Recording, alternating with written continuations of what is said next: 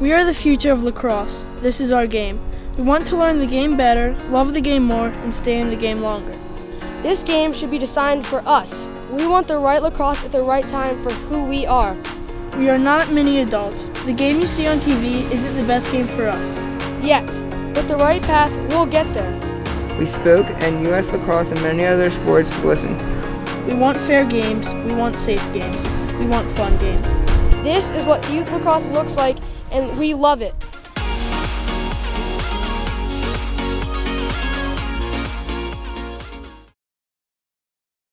"14U Lacrosse" is the age where youth athletes begin the transition into junior varsity and eventual high school play. The emphasis is to prepare the athlete for the speed and intensity of lacrosse at older levels of play. In this section, you'll learn everything that is needed for a 14U lacrosse game.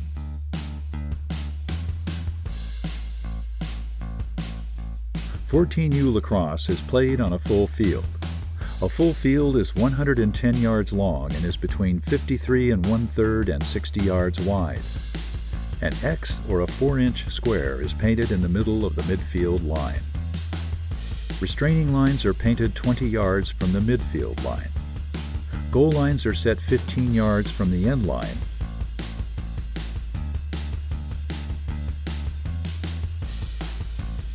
Two legal lacrosse goals measuring 6 feet high and 6 feet wide are needed for play. Finally, legal balls of white, orange, green, or yellow are needed. All balls used for play must be stamped with "Meets NOCSI Standard." The game cannot be played if NOCSI balls are unavailable. Cones are used to mark the corners of the field, the far midline, and the substitution box.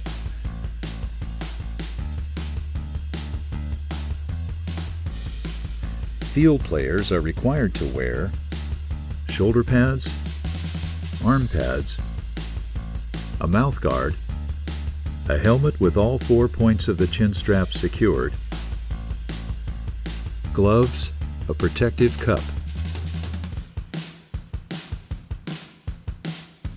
A player's stick is his tool of the trade, and with the varied designs of heads, shafts, and stringing methods, the stick is as unique as each player. Short sticks measure between 40 and 42 inches, and long poles may be between 52 and 72 inches in length. All other specifications for the head shall meet the U.S. Lacrosse 14U stick specifications.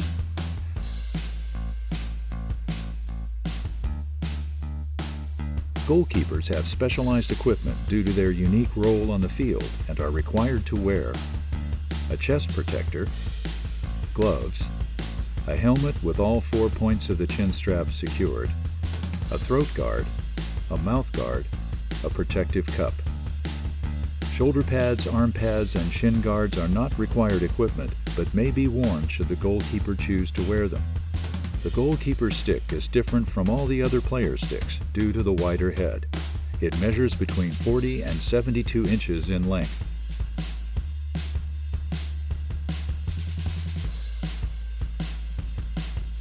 The game is played 10 versus 10 with one legally equipped goalkeeper on each team. In this section, you'll learn the major aspects of a 14U lacrosse game and how it is played.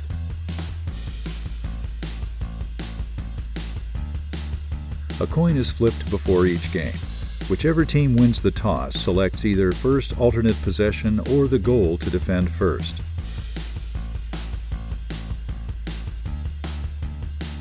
Starters line up facing their opponents at the center of the field. Their left shoulder is toward the goal they defend first, and players line up in order of position: goalkeeper, defenseman, midfielders, and attackmen. The referee gives final instructions and reminders of safe and fair play before asking the goalkeepers to cross and shake hands first, followed by the rest of the players. Then the players run to their positions for the first face-off of the game.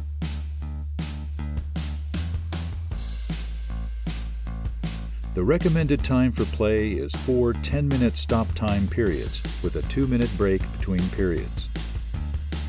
If the game is tied, overtime is played with as many 4-minute periods as needed for a goal to be scored.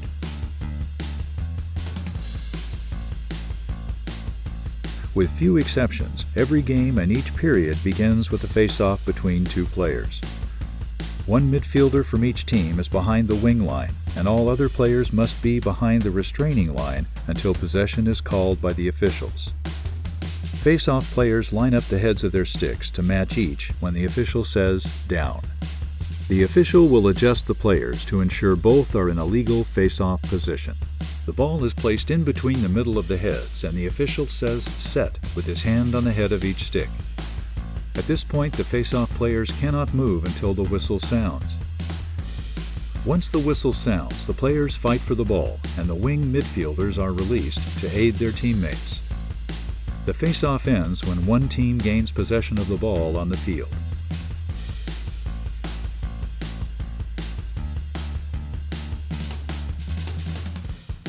Offside is in effect for 14U games. Teams cannot have more than 6 players on their offensive half of the field, and they cannot have more than 7 players on their defensive half of the field.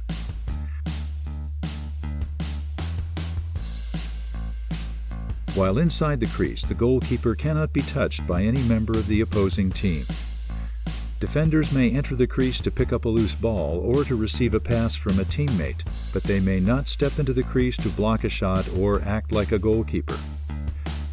Offensive players are allowed to have their sticks in the crease, but may not touch the crease with any part of their body.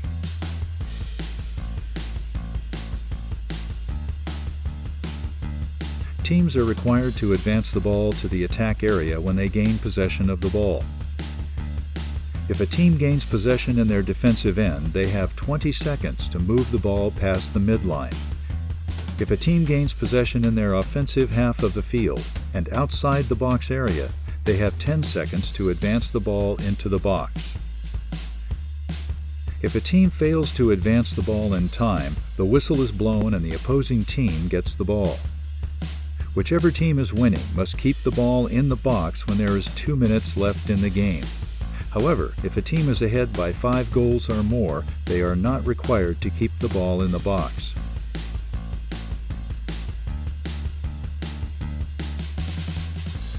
Players may enter and exit the field through the substitution box while the game is being played.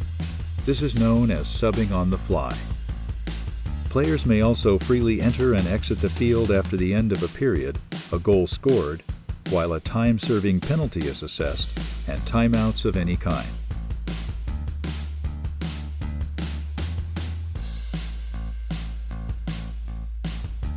"14U players serve penalty time if a penalty is called on them and their team plays man down. Penalties come in 2 different types: personal fouls and technical fouls. Personal fouls are fouls of a serious and safety nature. These fouls include cross-checking, checks involving the head and neck, illegal body checking, slashing, tripping, unnecessary roughness, and unsportsmanlike conduct. In 14U, when a player commits a personal foul, a flag is thrown, and when play stops, the offending player is assessed a 1, 2, or 3-minute penalty. Technical fouls are fouls of a less serious nature and involve players being illegally disadvantaged or gaining an advantage over another player. These fouls include crease violations, conduct, holding, interference, illegal procedure, illegal offensive screen, pushing, and warding off. In 14U, when a player commits a technical foul, the ball is awarded to the opposing team and no penalty time is served if the ball was loose. If the offended team had possession of the ball, then a flag is thrown, and when play stops, the offending player is assessed a 30-second penalty. Now that you know how the competition is played, let's cover the do's and don'ts of legal and illegal contact in 14U lacrosse. Legal stick checking is any controlled check that makes contact with the stick or gloved hands holding the stick. Checks can only be delivered to a player with possession of the ball or within 3 yards of a loose ball or a ball in flight. Slashing is any reckless or vicious swing of the crosse that hits any part of the body other than the gloved hands holding the crosse. Additionally, all one-handed stick checks are penalized as slashes, whether or not contact is made with the opposing player.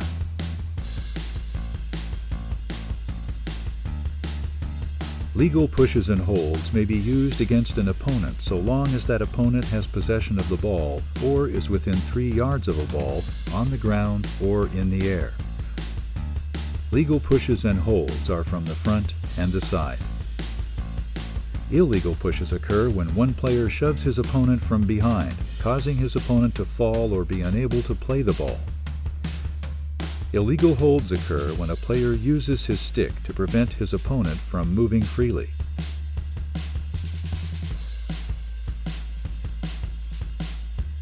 Body checking is permitted in 14U lacrosse if the body checks are under control and not excessive.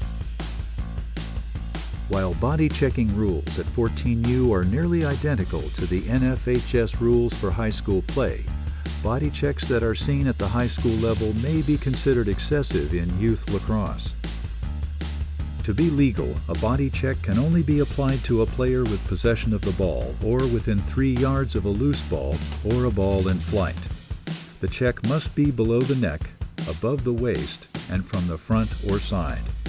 Both hands of the player delivering the check must be on his stick. Any body check that does not meet the definition of a legal body check should be penalized with a 1, 2, or 3-minute personal foul, depending on the severity. Takeout checks, body checks to the head and neck, and body checks to defenseless players are dangerous and should be penalized with a 2 or, in most cases, a 3-minute non-releasable personal foul to discourage attempts of similar body checking. Lacrosse is always changing. As we learn more about how young players develop, the game can be tailored to fit them so they can learn to play in a safe, fair, and encouraging environment. Even though every competition is different, they all end the same. Teams should cheer for their opponent and shake hands with one another to demonstrate good sportsmanship and honor the game of lacrosse.